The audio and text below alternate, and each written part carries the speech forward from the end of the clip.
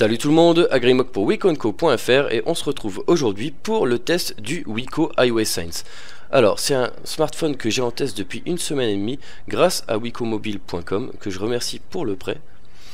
Et on voit tout de suite qu'on est sur la gamme Even de chez Wiko avec cette jolie boîte en aluminium et son petit couvercle en plastique. Donc la boîte est du plus bel effet. On a un petit cerclage en papier qui permet de bien maintenir fermée cette boîte avec l'illustration du smartphone ainsi que les diverses caractéristiques de celui-ci.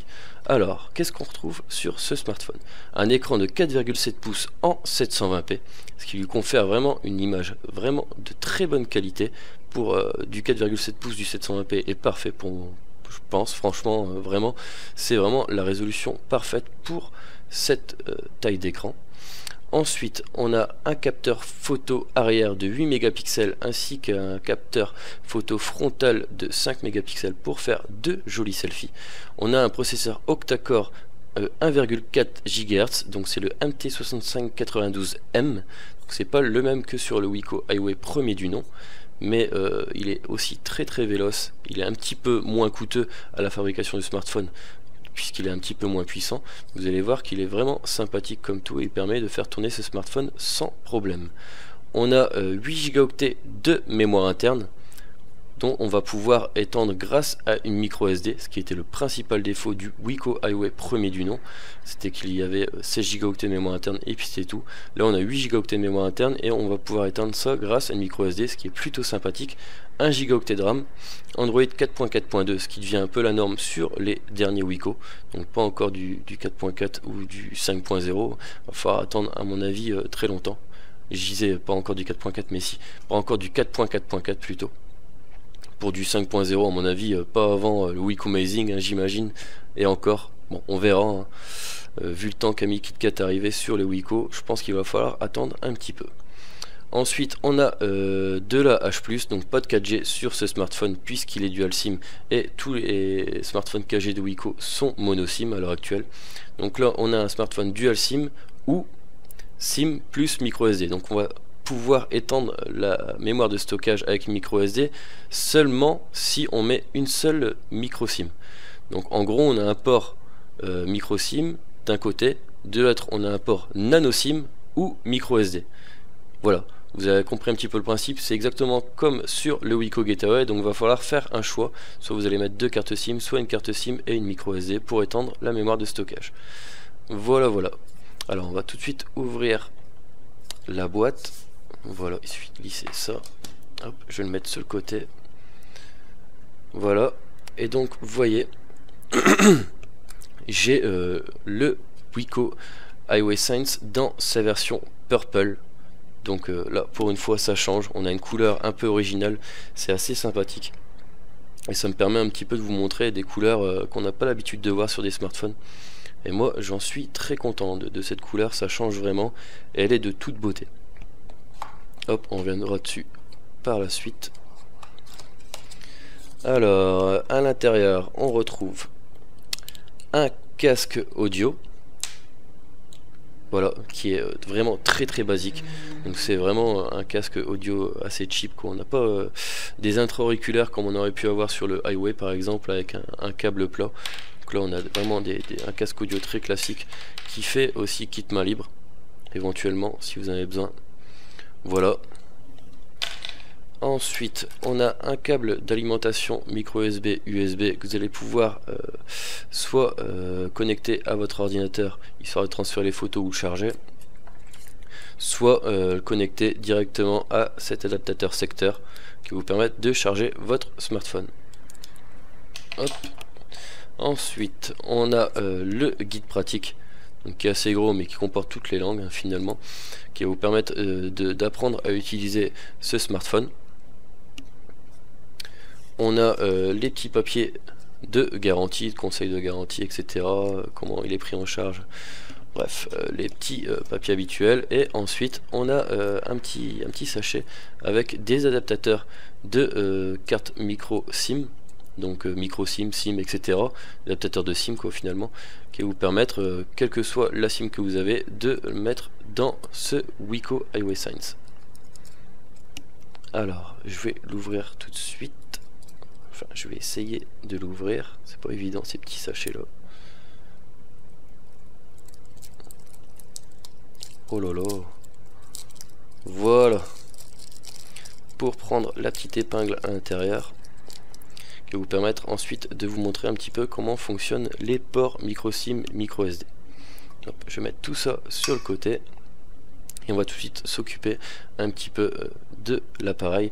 Donc je vais tout de suite vous expliquer un petit peu le principe des ports micro SIM, micro SD. Donc hop, je vais l'ouvrir. Donc sur le port de droite, on va pouvoir mettre soit une micro SD comme ceci, soit une micro SIM dans l'autre sens, une nano SIM pardon, dans l'autre sens. Une nano SIM, c'est vraiment les toutes petites SIM qu'on retrouve sur les iPhones notamment. Voilà, donc moi j'en ai pas là, donc je peux pas vous montrer. Mais si vous n'en avez pas, il va falloir faire une demande à votre opérateur. Je vais tout de suite remettre. Voilà. Et de l'autre côté,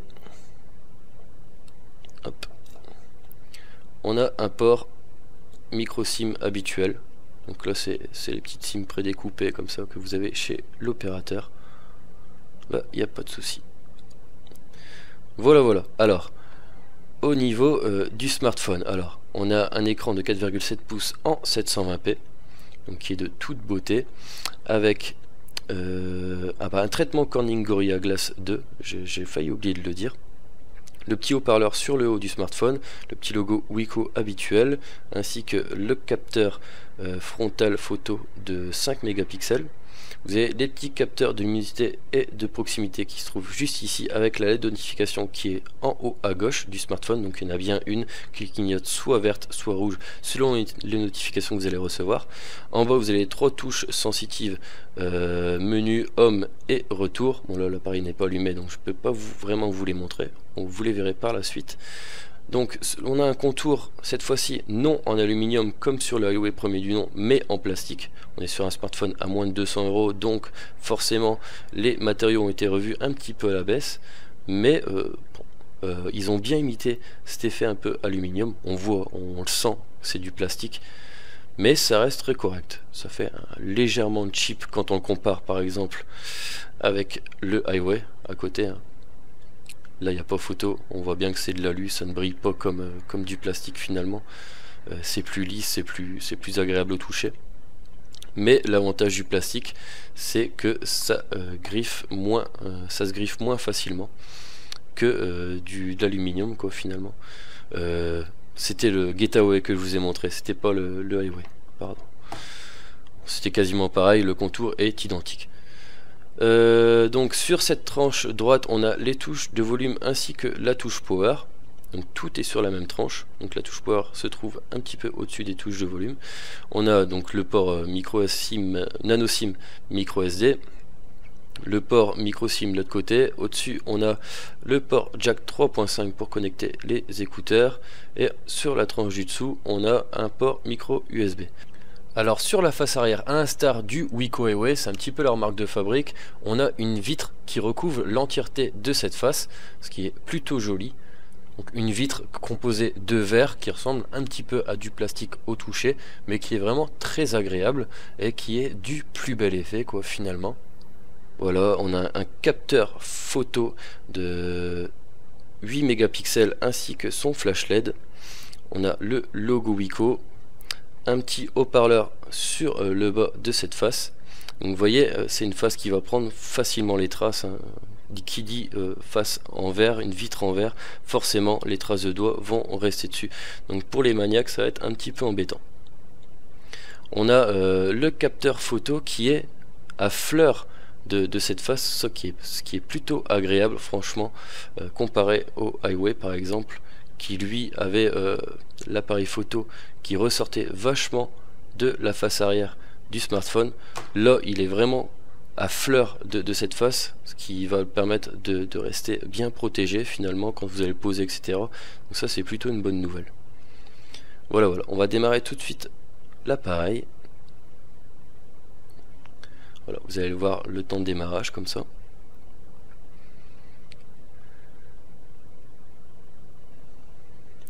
Et je vais tout de suite vous parler un petit peu de l'interface utilisateur de cet appareil, etc.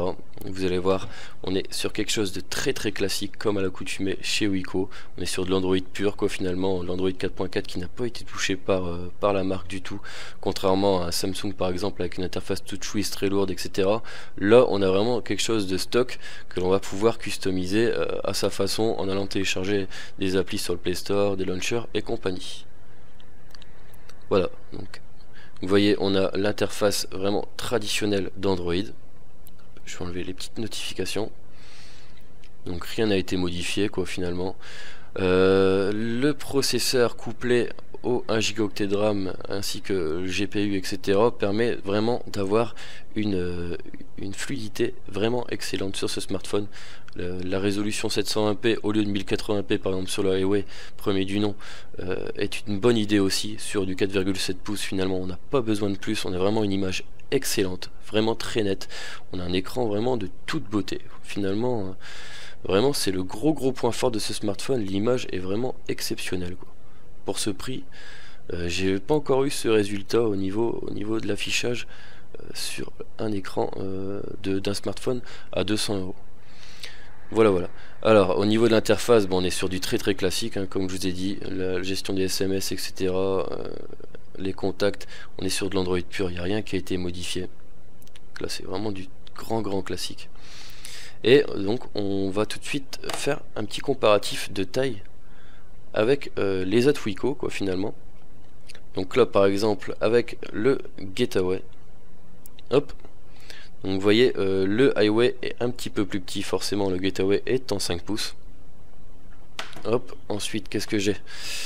Eh bien j'ai le Wiko Slide, hop, beaucoup plus petit, 4,7 pouces contre 5,5 pouces. Bon, c'est histoire que vous vous rendez un petit peu compte de la taille de ce smartphone. Ensuite un smartphone de la même taille, hop, voilà le Wiko Wax. Donc là on est sensiblement sur la même taille de téléphone. On est sur quelque chose d'un peu plus fin quand même sur le Highway Science, plus agréable aussi à utiliser. Les arêtes vives comme ça, je préfère les smartphones un peu rectangulaires que les smartphones avec des arêtes un peu arrondies, surtout au niveau de la prise en main. Vraiment il se prend très bien en main ce Highway Science. Hop, et avec le Wiko Highway 4G que je vais très prochainement tester sur ma chaîne YouTube. Donc vous voyez, là on a la version 5 pouces, là on a la version 4,7 pouces. Bon, c'est un petit peu plus petit le Highway Science, c'est normal. Sinon au niveau de l'épaisseur on est sensiblement sur quelque chose de similaire. Voilà au niveau de comparatif de taille. Hop, histoire que vous vous rendez compte un petit peu de la taille de ce smartphone. J'espère que ça aura été utile. Alors on va tout de suite aller sur Antutu et il va nous dire le score que délivre ce smartphone. Donc ça fait 27 072 points pour un smartphone à 200 €. C'est vraiment un très bon score. Pour faire un petit comparatif, par exemple le Getaway qui est au même prix fait 17 000 points. Donc le Getaway fait un score un peu moindre puisqu'il est équipé d'un processeur un peu moins véloce, mais à contrario il est vraiment doté de matériaux plus haut de gamme, par exemple la face arrière en simili-cuir, le contour en aluminium, etc. Bon voilà, il y en a beaucoup qui me demandent lequel choisir entre les deux, entre le Highway Science et le Getaway. Ben, j'ai envie de dire que c'est à vous de choisir.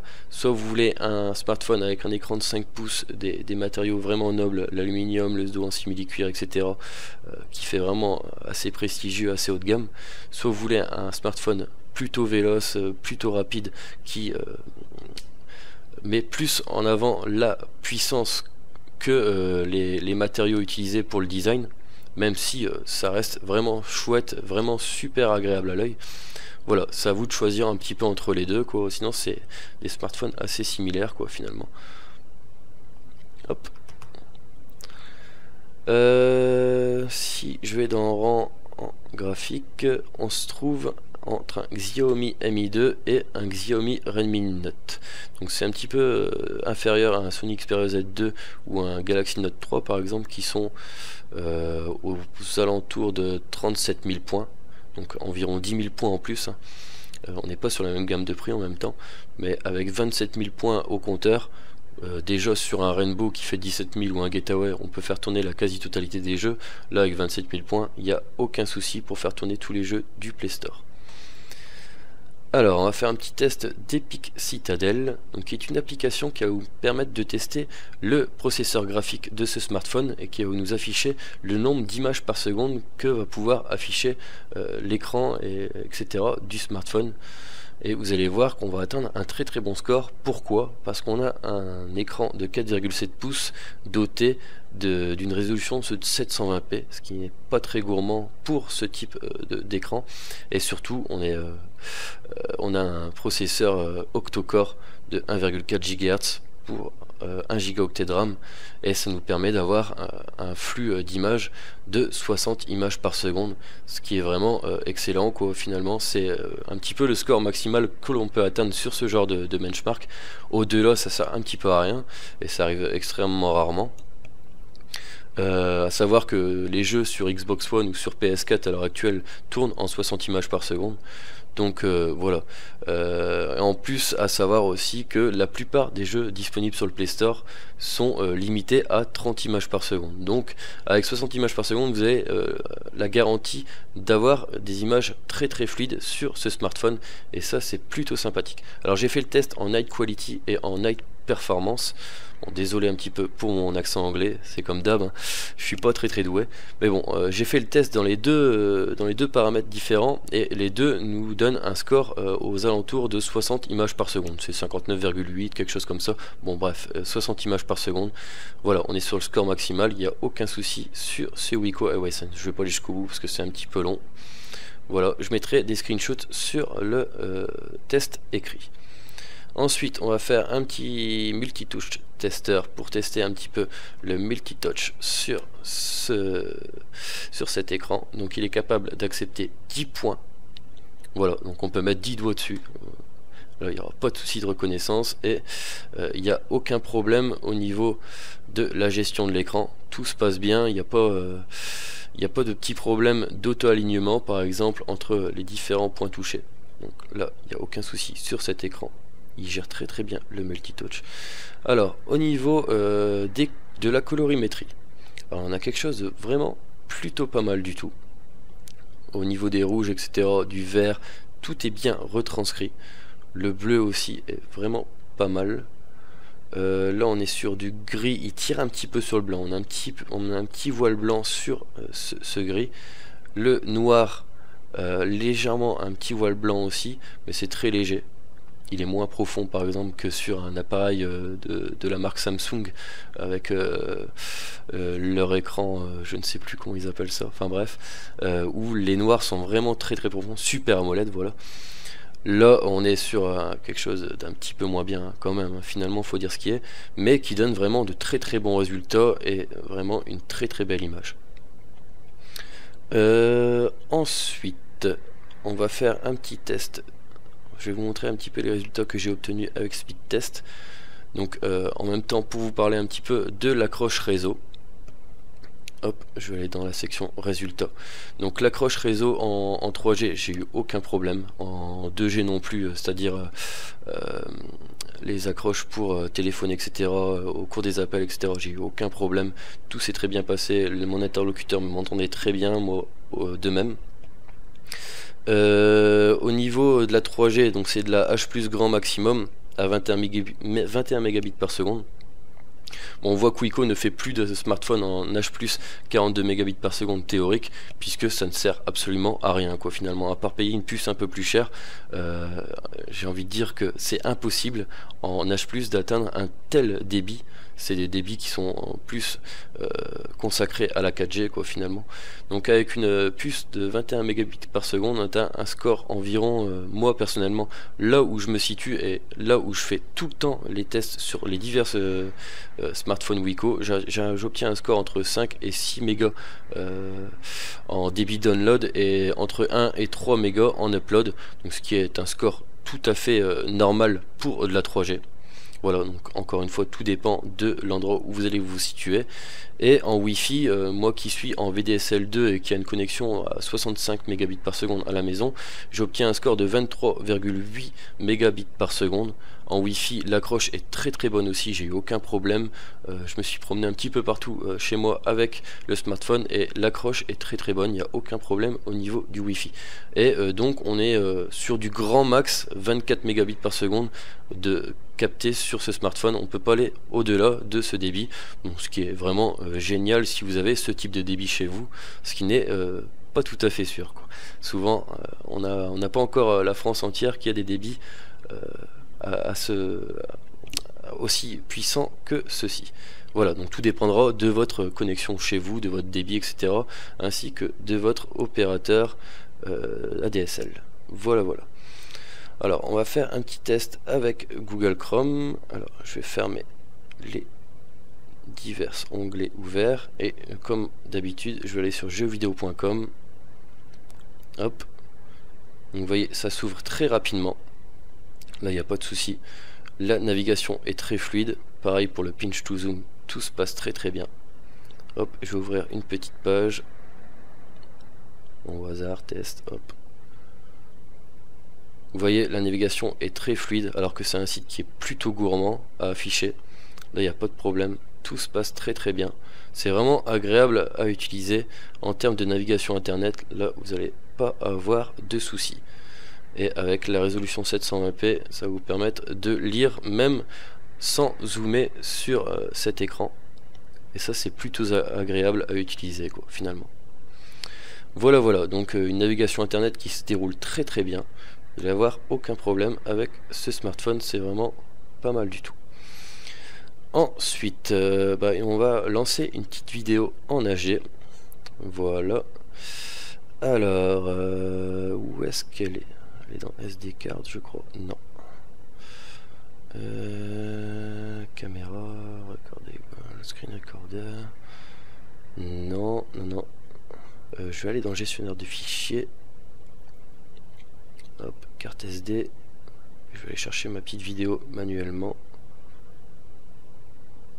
Est-ce que je peux l'ouvrir? Bah ça c'est ballot. Dans MX Player, pourquoi elle me la détecte pas?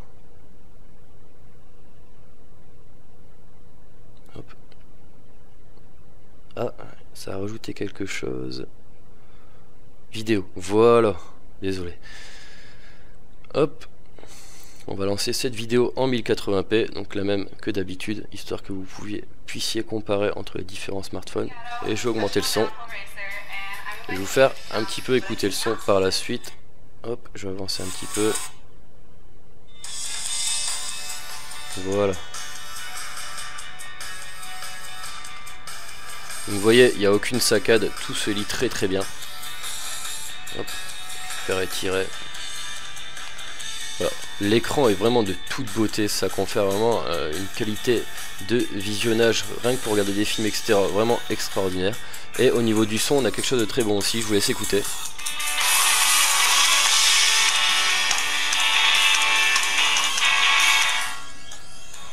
Voilà, on a un très bon niveau sonore, il n'y aura aucun souci pour regarder des petits films, etc. chez vous, juste en démarrant votre portable. Voilà, c'est plutôt pas mal. Bon, là, c'est la fin de cet extrait vidéo. Hop. Voilà, donc au niveau du multimédia, c'est plutôt sympa. On va lancer l'appareil photo. Hop. Et je vais prendre une petite photo, vite fait, du Highway 4G par exemple.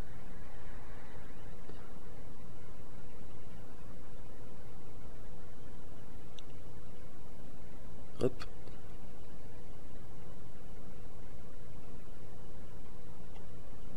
Qu'est-ce que j'ai? Ah, je suis en train de filmer Oh, quel boulet. Bon, le petit fail. Hop, je fais un petit focus. J'avais appuyé sur le mauvais bouton. Alors là, vous voyez, le flash s'est déclenché au mauvais moment. Encore un fail. Hop, je vais désactiver le flash puisqu'il n'y en a pas besoin là finalement. Non, désactiver plutôt. Voilà. Hop. Hop. Vous voyez que au niveau de la qualité photo, c'est plutôt sympa. Franchement, ça donne un rendu plutôt sympathique. Je vais vous mettre quelques petits extraits photos sur le test écrit, histoire que vous puissiez un petit peu voir la qualité que procure cet appareil. Ou sinon, au niveau des fonctionnalités de l'appareil, c'est du très grand classique chez Wiko. Donc on a un mode passé en beauté faciale, ça c'est pour les selfies, c'est un petit truc assez nouveau. Ensuite on a le mode photo en direct. Bon, apparemment non, c'est pas comme d'habitude. Bon, on va falloir que j'approfondisse un petit peu les tests et que j'écris un petit peu sur le test complet écrit à quoi servent ces différentes fonctions. Vous voyez, j'ai pas été assez loin dans mon test. Passer en mode normal, en mode photo direct, donc j'ai l'impression que ça prend l'image en plein écran comparé à là où je suis en 4 tiers. Bon, on a un mode panorama, voilà, assez classique. Et ensuite bon, les divers modes HDR, etc. Hop. Bref, on a quelque chose d'assez complet hein, finalement, et on peut filmer en 1080p. Donc je vais vous montrer vite fait. Je vais insérer dans cette vidéo des petits samples de vidéos filmées en extérieur et en intérieur, et on se retrouve tout de suite après.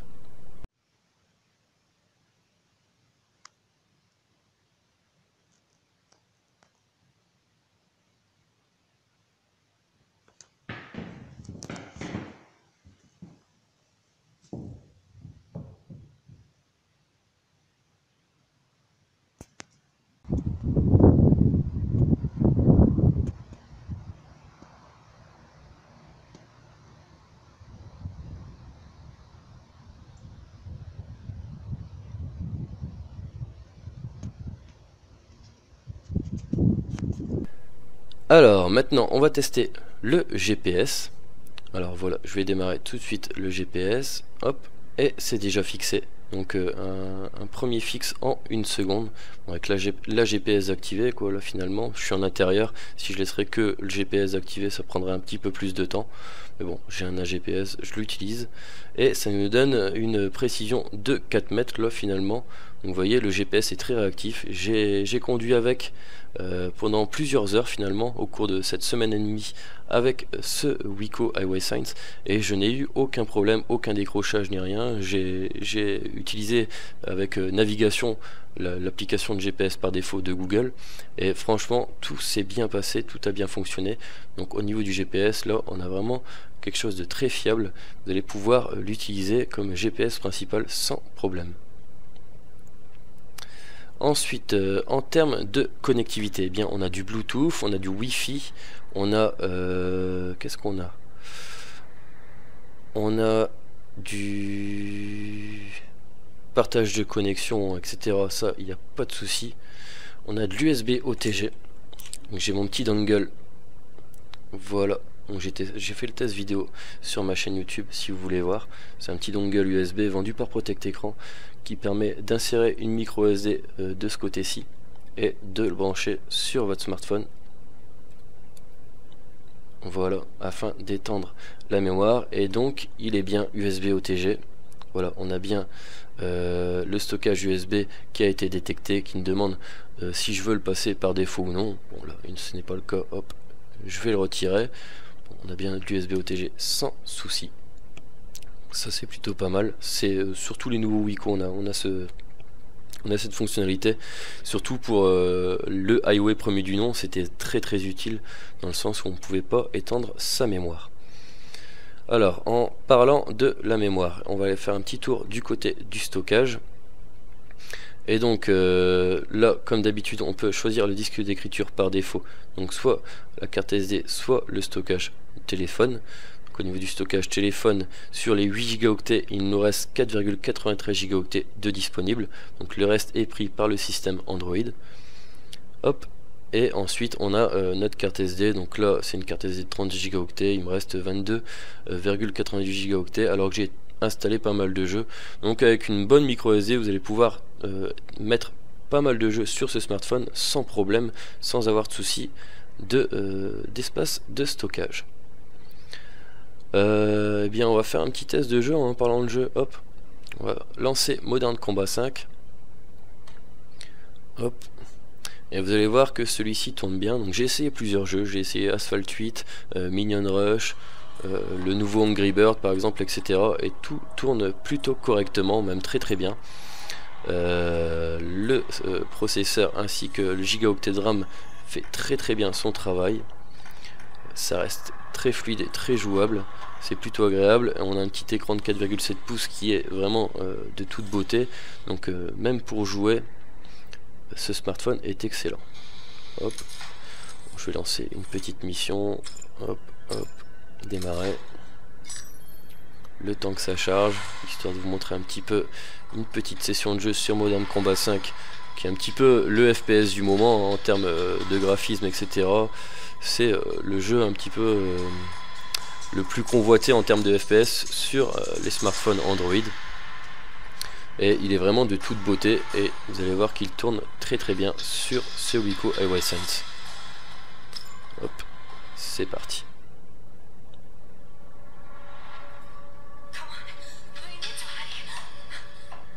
Alors, hop.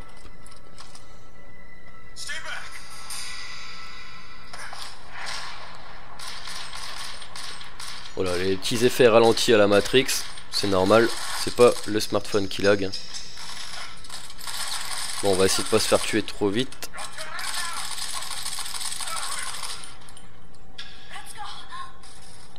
Vous voyez, ça tourne très bien. Il n'y a pas de problème. C'est très fluide. Bon, après, moi je suis pas très bon, hein. Surtout en filmant, c'est un peu compliqué. Hop. On va tuer quelques petits gars pour montrer que ça tourne bien. Hop. Une petite grenade. Allez, on peut aller jusque là. Bon, je l'ai loupé. Bon, bref, voilà. Modern Combat 5, il n'y a pas de problème. Asphalt 8, etc. Il n'y a pas de souci non plus. Et on va finir sur l'autonomie de ce smartphone. Alors, je vais aller vite fait dans les captures d'écran. Voilà. Et donc, j'ai fait mon petit test habituel. Donc d'autonomie, et sur 30 minutes d'écran allumé avec une vidéo YouTube avec la luminosité à 50% et le Wi-Fi d'allumé, on est sur 9% de perdu sur cet appareil. Donc c'est un score vraiment habituel compte tenu de la batterie de 2000 mAh qu'équipe ce smartphone. Donc je crois que c'était le même score qui était obtenu sur le Rainbow dernièrement. Va falloir vérifier sur mes différents tests écrits. J'écris ça régulièrement. Et sur le test écrit de ce smartphone, je ferai un petit comparatif des divers scores que j'ai obtenus sur les Wiko. Et vous pourrez un petit peu le situer. Donc c'est mon petit test habituel. Sinon, vraiment, au cours de cette semaine et demie, j'ai toujours tenu amplement la journée sans problème. Voire 2 jours si je m'en servais pas trop. Sinon en utilisation très intensive, c'est-à-dire avec l'écran allumé constamment, vous allez tenir entre 5 et 6 heures avec la luminosité à 50% et le Wi-Fi d'allumé. Donc vraiment, si vous l'utilisez pendant 5 ou 6 heures d'affilée, vous allez atteindre les 0% avec l'écran allumé constamment en jouant et compagnie. Voilà, donc entre 5 et 6 heures de screen on.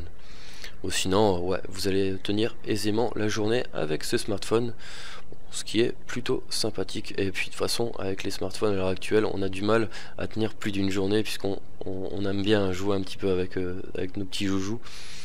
Voilà, donc c'est un score vraiment dans la moyenne de ce qui se fait actuellement au niveau des smartphones et des batteries des smartphones, des différents smartphones disponibles sur le marché.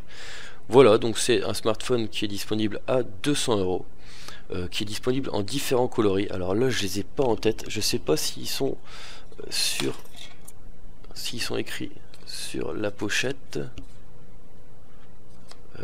Non. Alors il me semble qu'il y a une version corail, une version purple, une version blanche, noire et encore une autre, mais je ne sais plus. Alors il va falloir vérifier directement sur le site de Wico. Donc là j'ai la version purple qui est vraiment de toute beauté. Voilà donc pour ce test du Wico Highway Signs, j'espère ne rien avoir oublié. Non, je ne pense pas. Voilà. Merci d'avoir regardé cette vidéo jusqu'au bout, j'espère qu'elle vous aura plu. N'hésitez pas à vous abonner à ma chaîne YouTube ainsi que de me suivre sur les différents réseaux sociaux. En attendant, moi je vous dis à très bientôt pour de prochaines vidéos. Ciao!